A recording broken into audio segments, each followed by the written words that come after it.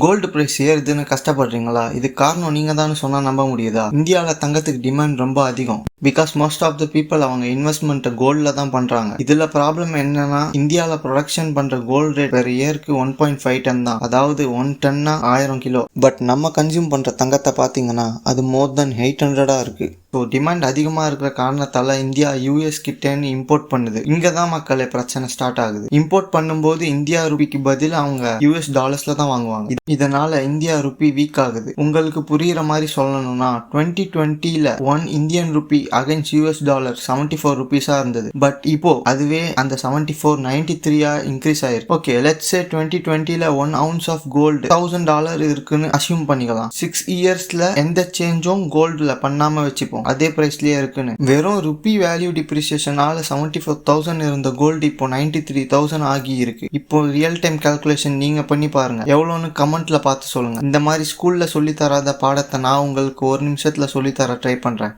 பாய் மக்களே.